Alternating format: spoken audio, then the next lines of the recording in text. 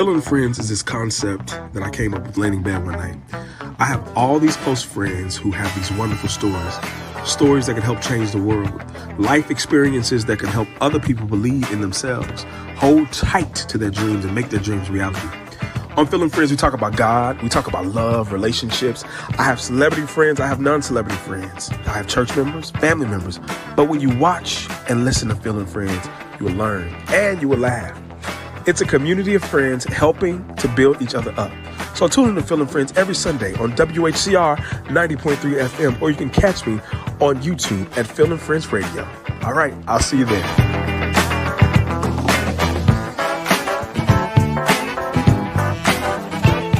WHCR 90.3 FM, the voice of Harlem. What's up, everybody? It's me, Phil, and I'm so happy to be back live on air with you, my friends. If you're watching this, of course, it's on YouTube, but guess what? We are moving to Sunday mornings, and to kick off today, I've got somebody great. This guy's an amazing Harlem person who is making a difference in every community around, I think, America. And so we're going to bring him in today. We're going to dive into the mayoral race. A very high-profile race, and he's going to break it down for us. So without further ado, my homeboy and a friend of the show, James Felton Keith, JFK, is right here. What's up, JFK? How you doing, brother? I'm good. I'm live and in person here in Harlem. It is a long night, early morning, so yes. It's good to be here. It's good. It's so good to see you with your rock star glasses, Lenny Kravitz today. He's a prescription. He's a prescription. prescription glasses today.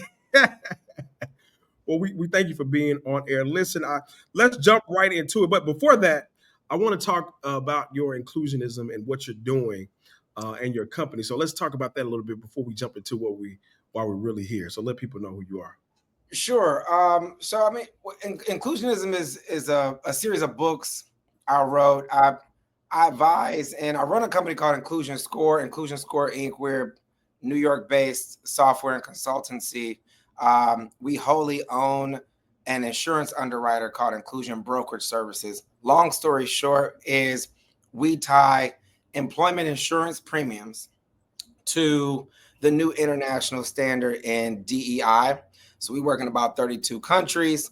And if people are not familiar, the International Organization for Standards, which is similar to the United Nations for Standards, they write standards for the fuel in your car, the textiles in your shirts, you name it, cybersecurity, and also diversity, equity, and inclusion in corporate spaces.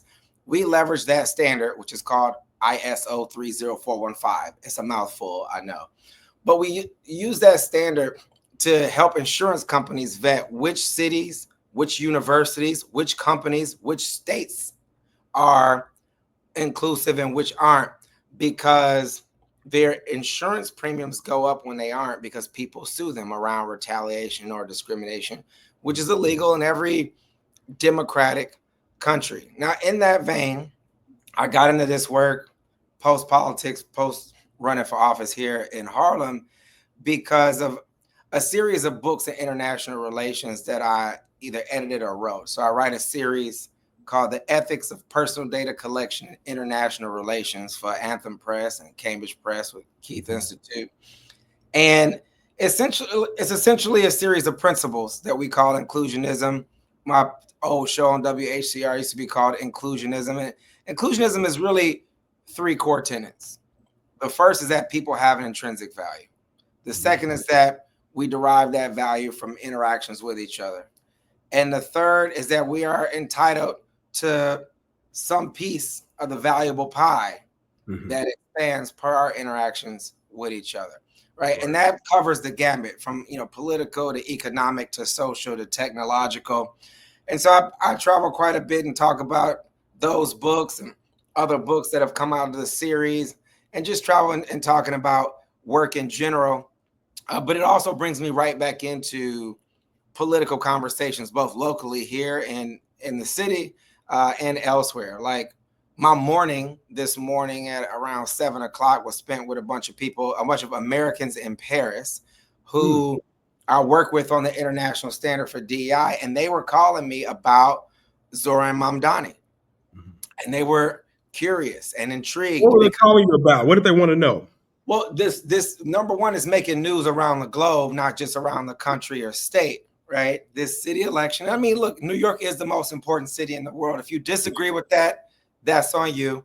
New York sets the standards for America and pretty much the world. It really does. Oh, it totally does, right? And so, New York matters everywhere. And so, again, these are people who are typically middle of the road. They're not Republicans or Democrats. These are white men who grew up in the States. They have French wives. They live over there. We do some work and have done some work together in policy design and cybersecurity. So they're normally usually hands off about all the parties. These are not my kind of people. I'm left to left. I'm way over on my side.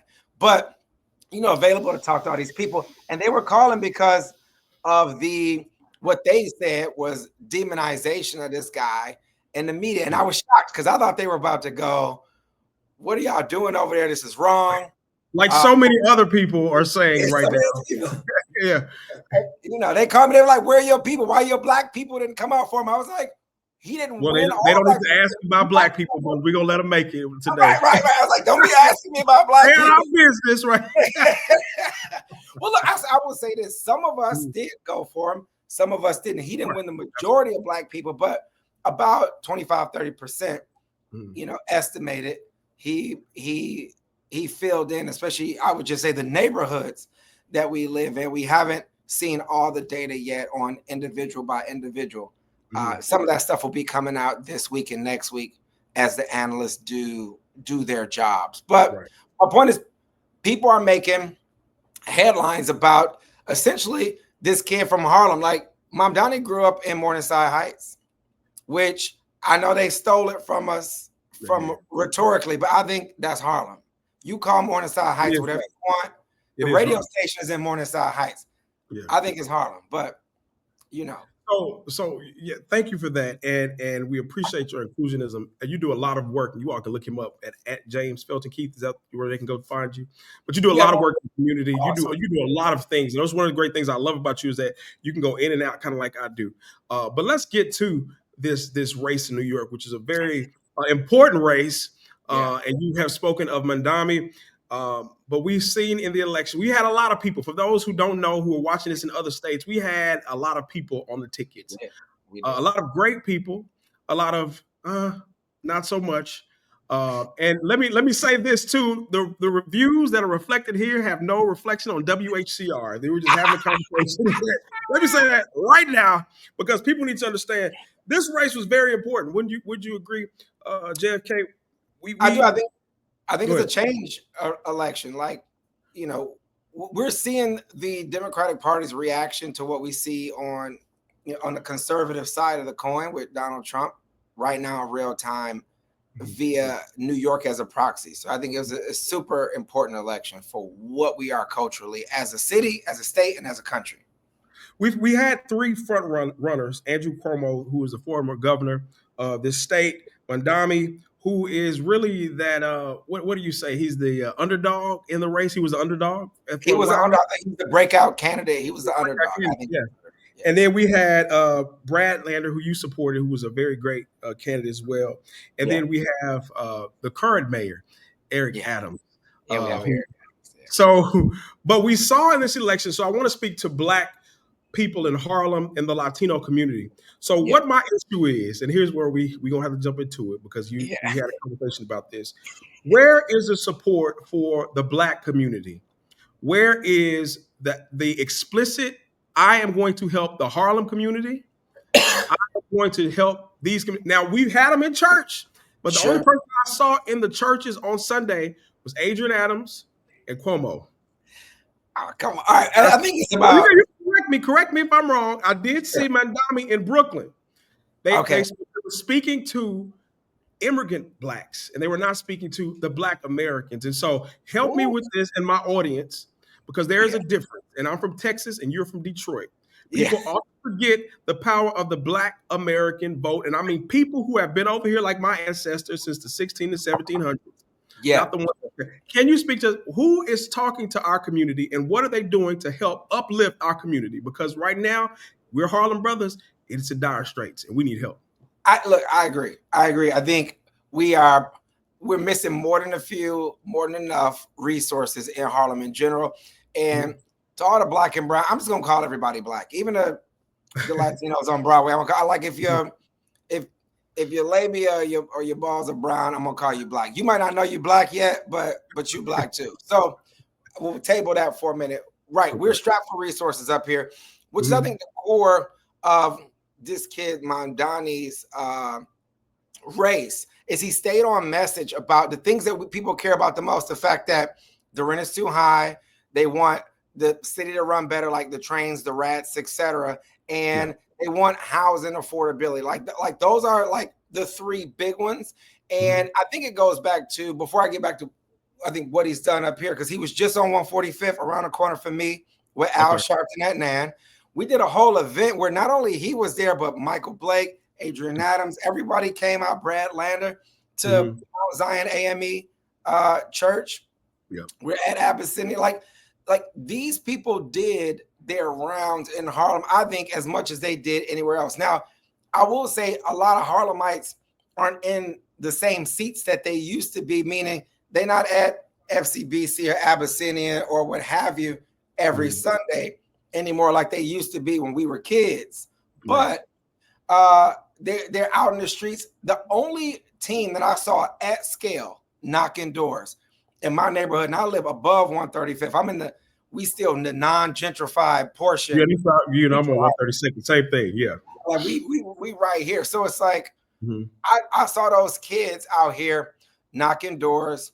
I think Zoran Mamdani, whose middle name is Kwame, is no stranger to being over here. But the same with Brad Lander. Like I also did a heavy endorsement of Brad Lander, who I thought was a great candidate. He's our current comptroller for anyone who's not familiar. But I think all of them, I think your frat brother, Michael Blake, I was up here with him when he was in Harlem. I saw stuff they did in the South Bronx with Black Lives Matter and, Vonnie and my boy Hog Newsom and them over there. I think these people were out here in the streets, but two things have changed. The demographics of Black people in New York are different than what they were when we were kids or even 10 years ago. Some of us have moved. We moved to North Carolina. We moved to Pennsylvania. We moved to Ohio. Atlanta, right? That trip to the A is cheap and it's a straight shot, which means everybody is there. If you look at where the flights are cheapest coming out of LaGuardia, you know where all the Black people went. Miami, Atlanta, $100 trip, and you're right there. My point is, I think that they've been in the streets as much as possible, but let's not lose sight on that. We're just in the middle of the election season.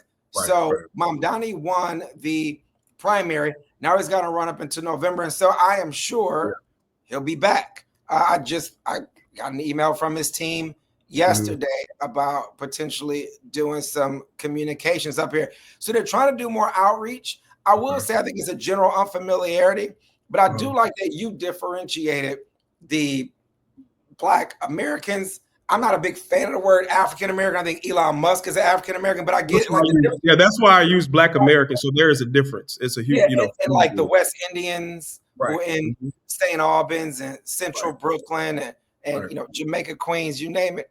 Look, we all do vote slightly differently. I was running a segment on my podcast where I would ask everyone, convince my mother-in-law to vote for you because she's an 80-year-old Trini woman who lives in Queens.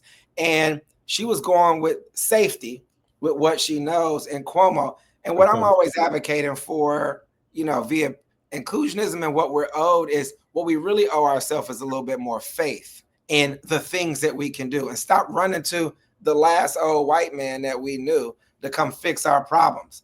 When he made half our problems, it's like he made us poorer. He screwed up transportation. He killed the rents. And everyone's that conversation with that entire generation and what I've noticed, and I'm going to get into these stats as well. And we look at the votes with Kamala Harris and Trump. Sure. We have the 92% of, and I may be funny with the numbers, where Black women and Black Americans, let's differentiate, voted for Kamala Harris because we know what time it is when it comes to racist white Americans. Then you have the Latino and you have the Caribbeans and then you have the Africans who voted for the support of Trump, which blows my mind. I preached last night on this. They made a song, I will vote for Donald Trump. And then a month later, they were deporting people. Help me make it make sense. Why would you support a racist felon? But that's an entirely different thing. That's the psyche that I don't understand that concept. I don't get that. I don't, and that's not safety. Okay, that's not safety. That's ignorance. It is, but I would say this: look, to be human is a story, and if they have not heard the right story, right, like you gave a sermon on it, if they don't know from their leaders, the people that they trust stories from, the people who look like them, they just don't know. People are learning right now and coming back to the center, realizing that the shiny, rich, golden toilet guy cannot fix them and or even help them. Right. And so now it is an opportunity to educate. I think it's just a part of the human experience is we make a bad decision, we make an ignorant decision, and then we come back and learn something new. I think where people like you and myself have to be prepared, and other leaders both in this community and elsewhere, is to tell a more compelling, accurate story about what the morals of these people are and what benefits they can actually provide. And it is like, again, me arguing with my mother and father-in-law over and over again to tell them, you need to have a little bit of faith in young people. And again, 34 is not that young, but when you're 80, you think it is, and about what they can go out and achieve.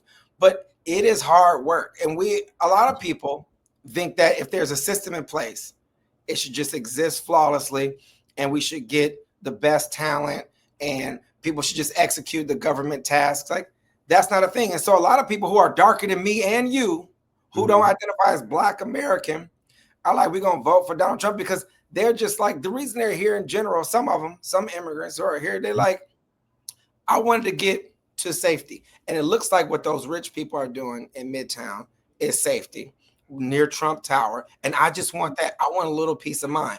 When they realize that they're not cut into that pie, then they come back to us with questions. So I think the logical answer. That's a powerful statement. Yeah, that's just who they are. Like, they don't know no better. I was just about to say that when you know better, you do better. And exactly. When you know better, you do better. And I think we know better. And I think the people in Detroit, your side of the family, say something differently than your mother-in-law and them. Not to bash them. They when you know better, you do better, right? And so that's we've been there. We've been there. And the thing about it too. And the people know I'm in theology school, and I've had conversations with the white evangelicals in school. And for the life of me, I cannot understand a white evangelical and their mindset. But they, like you're doing today, you sit down and you have to explain to people, well, this is where they're coming from, and this is how. So I think that is really good that we have to start educating our people and getting them to the point to say, hey, that you cannot align yourself with whiteness. You have to align yourself with rightness, RIGHTness. And I think that's a good thing. I used it last night in my sermon. Thank you. I love that. Again, even what we're doing here, sometimes I stumble upon, good language and having these conversations, talking to with blue in the face, if we are so capable, is the actual work of people going, oh, you know what? I hadn't thought about it that way. I didn't know.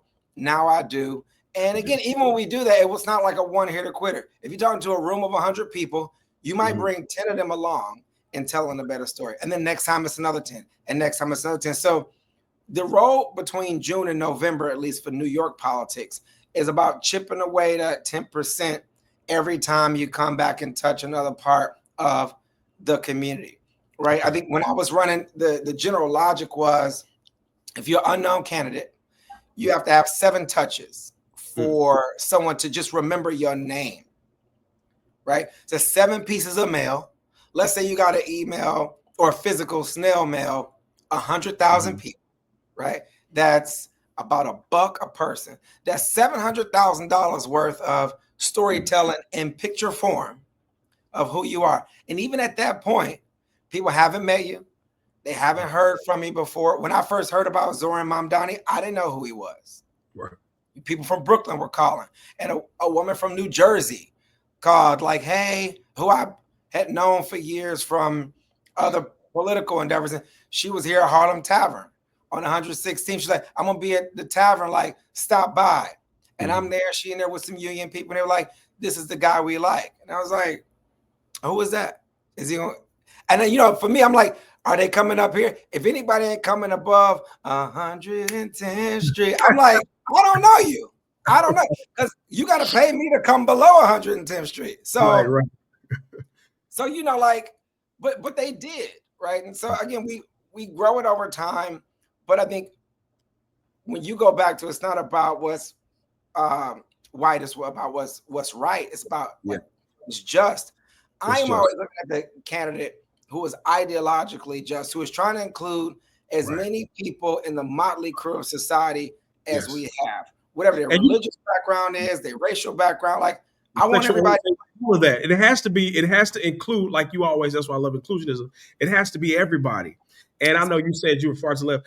In my opinion, and this is Sunday morning, I think we need to be in the middle. Now, I know the Bible talks about being hot and cold and not, you need to pick a side, but I think we have to come to a place where a person can touch both sides. That's just my opinion, because you cannot live in a world where you're so extreme where you're MAGA, and then you're so extreme where you don't like these people. We can't live. This is America. We can't live like that. And so I hear you on that. What I would say is we usually end up the market of our disagreements. And like, we might sit back, if you and I went through like every single thing, we think about everything, we go, okay, agree here, disagree there. Where we usually end up is the middle. It's the way we get to the middle that matters. I know that per who I am as a man in my mid 40s, and with all of my life identities stacked on top of each other, like these books over here behind me, I know I know what position I am playing in the argument of middleism, in the argument of incrementalism. The way we get to the middle is more important than just waking up in the middle, because our lived experience is different. When the darkest sister in my coalition tells me that her life is harder than mine, I got to hear her out, because it is like I get to skate because I got a bunch of these 3 for $99 Charles Tyrwhitt shirts, and so I get to go outside and play white man and do business. And she's like, I don't get to show up like that. I'm like, I get it. I guess she's like, there's sexism just designed into your outfit. And I'm like, you're right. I'm cheating. It's real easy for me to get dressed. Take about 5 minutes. I already know what I'm wearing. It's a blue or black or gray suit and one of these. I'm just looking for a clean one. And I'm like, yeah, you're right. That makes my ability to get to work a lot cheaper and faster than whatever you got going on today. So we have to hear those people out. I just know my stance is I'm left to left, and I'm available to hear everybody. And where I'm willing to compromise is give me any incremental progress. Last thing I'll say about that is when I talk to really young people here, like I met this young man where we started this Juneteenth march, but that's been in Central Park for 6 years, but it started as a protest. And he had just moved here. It was like, we want to do a protest right after George Floyd got murdered. And so I want to put 100 black men in suits. And I was like, I'm going to help you do it. We did it. And it turned into 5,000 people on the streets. Women literally start running out the building like, who these dudes in suits? Like, give me one, right? So we're walking down the street. It was a good time. It was a crazy time in 2020. COVID was happening. It was surging. And this kid started telling me about what's wrong with like the civic engagement of the community. And I was like, look, I hear you. He's like 28. I was like, I've been 28 before. And I was like, everyone is willing to have you come and participate up here. But you can't, but we've been trying for dozens, hundreds of years. They are real opposition to what we're doing. You can't walk into people's house and try to help them, reform things, put some paintings on the wall. And the first thing you got to say is, it's stinking here. It's like, well, help me. Help a brother. Help me take the trash out. Help me wash the dishes. And then tell me like, it's starting to smell a little bit better here, but you cannot come to a community from nowhere without a sense of service, because people are in need. And that is the same story that we need to tell, whether we're in the churches, the synagogues, the mosques, whether we're on the street corner talking to people. It has to be with a sense of grace. And per that, back to your middle of the road play, is we really end up showing people grace and finding incremental growth. And what I was telling this kid is, I was like, if you are willing to experience with me the incremental growth of progress over your next 29 years or your next 40 years, your next 50 years, then we can actually have something to show for ourselves later. But if you think it's a switch that you get to cut on and off, then you can beat it, because you're not a part of the problem. You waiting on solutions. So we'll feed you whatever solution you need when you're ready to eat. But don't be over here talking like you some leader. Like that. These people, what they doing? That's what they're doing, and I think the white liberals are doing that. But that's a whole nother conversation. Everyone, like all young people who think there are simple solutions to people problems. Young people, that's what. Yeah. Even when I work in corporate America, people are like, why don't this work? And it's like, because you don't know how to read or use this spreadsheet. So let's tool you first. And then we can get into corporate change management. Change is difficult everywhere. No one likes it. You have to get people into the mind. We have to train. You got to start somewhere. You got to start and work your way up. And that's how we start talking. You got to start talking. Yeah.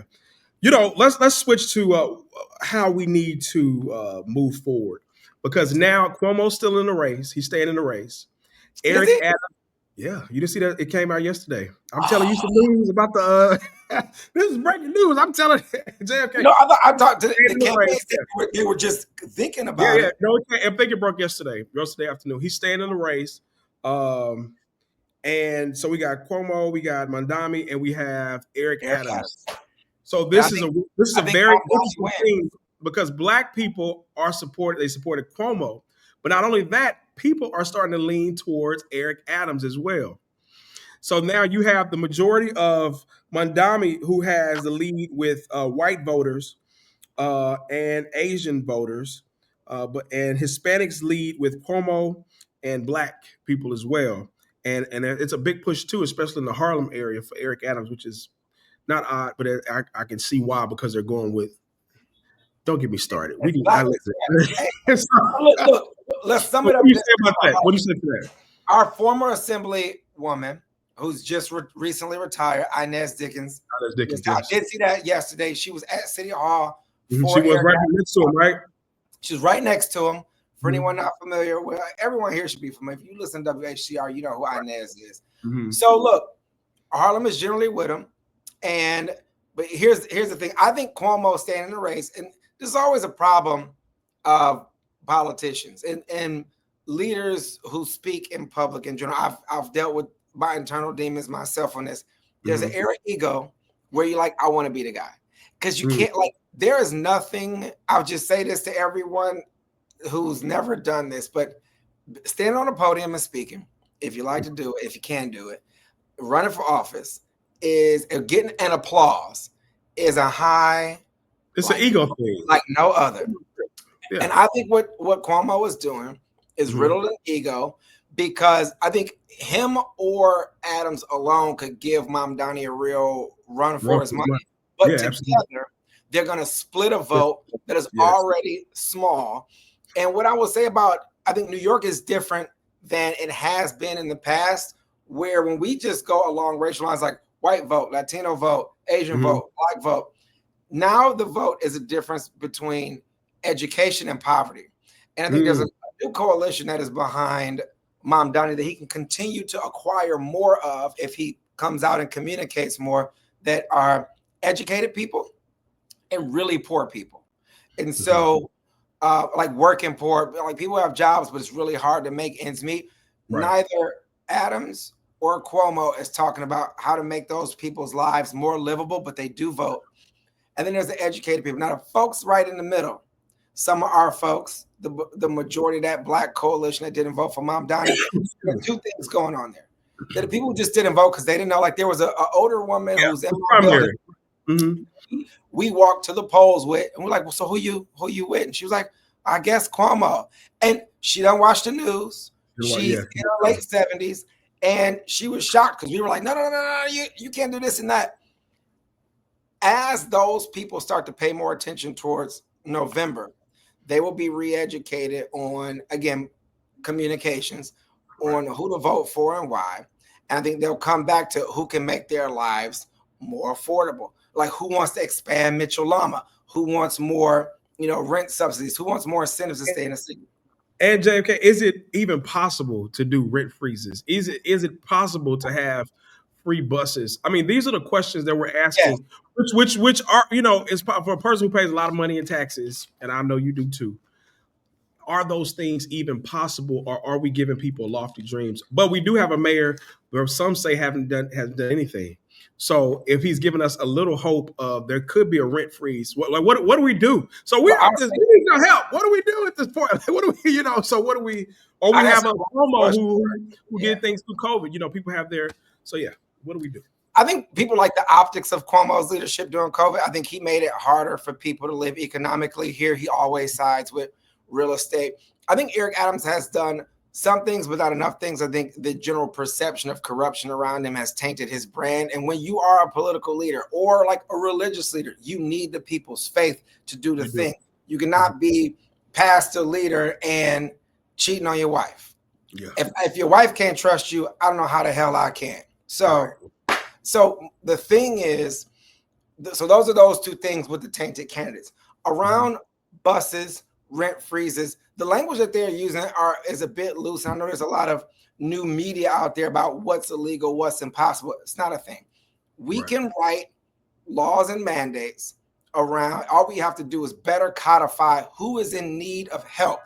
And it will, by measure, freeze rent for certain types of people who are on subsidies. So we're not only talking about Section 8, we're talking about people who receive other types of assistance. We're talking about like Mitchell Lama, which there are a lot of Mitchell Lama buildings up here uptown, but also elsewhere.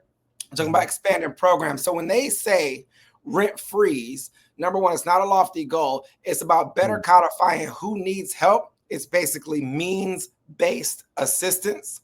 And we can write laws both from the mayor's office and in city council, because we should remember Adrian Adams, who ran for mayor, is still going to be the next mayor's partner in the city council and whipping the city council to endorse these types of policies. So yes, it is possible to freeze rents for certain types of people who need breathing room to catch up to and participate in New York City life. That's number one. Number two, yes, it is possible to make buses free. There are many other big cities that already do it and subsidize it. And we see the return benefit in business activity. As an economist, I'll just say the number one thing that has produced economic activity over time, over the past few hundred years in any city, any state, or any country has been the movement of people, the movement of our communications via the telephone, the movement of us via automobiles and trains and you name it. And our ability to move people from Inwood, I'm just going to reference Manhattan, through Harlem, down to Wall Street, for whatever kind of work they need to do is more valuable than trying to figure out how to create cost barriers for them to pay for the buses and trains. And last thing I'll add, just really quick, New York has a really unique capability because we're such a big city, and this city is bigger than the state of Michigan from a population standpoint. We have a city tax that we can enforce. We can create a progressive tax that grows over time to give more budget opportunities to ourselves, especially if the federal government isn't going to send the state any money to send the city. We can tax the people who are already here to better invest in those services of quality of life and movement of people. And when people say that'll make millionaires and billionaires move out of city, it's never happened.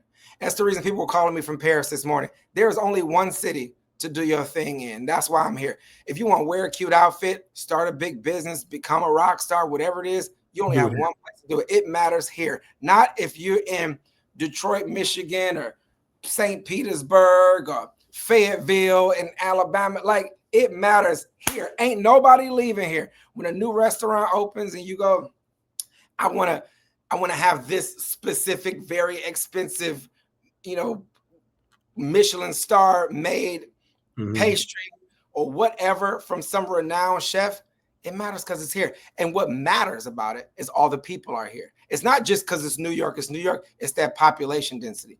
Because we are all here, it matters what we do, and we are able to tax people without losing any credibility, any businesses, any millionaires. Even when people say we've been shaving off a couple businesses here and there, it's not a real impactful amount. Well, what I really wanted, back to my original point, is I want to see these candidates not only speaking to us to pander our votes or whatever that is. I want them to actually fix our community and put some money in these Harlem streets. We have a meth. They put all the meth clinics up here. The meth problem in front of this area is so bad, it's ridiculous. By the Schomburg, we have the homeless population in our community is horrible. Our schools are falling apart, and it seems as though nobody gives a damn. So when you talk to these people, when they on your show, bring them on my show too. When they come on your show, look, we talked about it. I think we need to bring them into the station. Nobody bring them to the studio. I really want them to address these issues, JFK, because it's like they just, we get your vote. We're going to do this. but nobody, it seems as though people do not give a damn about black They people. don't give a damn. People in America have done everything for everybody in this America. Black people, the black people in Detroit, the black people in Montgomery, the black people in Little Rock and Dallas. We have fought, we have struggled, we have fought for civil rights, and it's like people just forget about us. So hopefully, even, we need the mayor that's currently there in office now. If you're going to do something, do something, because for some reason they found $6.6 billion to help migrants, but did not care about the schools. That's a whole other conversation. We'll talk about that later. Any final thoughts you want to add to that? The only final thought I'll add to this is, yes, there are people in this country and in this city who do not care about us, who want to see us lose. I think the reason we can't get all the reforms that we would like in one sitting, in one mayoral term or two, is because there's a very real opposition. There are people who don't want to give us a damn thing, and we still extraordinary. I'm just over here being interesting all day while the world's foot is on my neck. Right, that's just my reality. But that is why we have to have a political ethos towards deliberate equity and inclusion in order to see change gradually happen over time. One mayor ain't gonna do it. The current mayor is in there. We didn't get a lot. We didn't get a lot when David Dinkins, RIP, was in office, right? And so, and I was alive at that time. So my point to everyone is, we got to be consistent. And I get that there's a sense of exhaustion from Black people and all the work that we do. That's a very, very word. Exhaustion is the word. And we are exhausted, but I would say take your naps, eat your fiber, and come back to work the next day, because this is all we get to do. Like there's an interesting philosophical experiment that we used to hear back in school about, like, free will. And people go, like, if I believe that we do have free will, but whether we did or not, there's a question that gets asked to a class about, if you didn't, would life still be worth living? And always when they do research in this particular study, the majority of answers come back and say yes, because this is the opportunity, the blessing, the life that we get to live.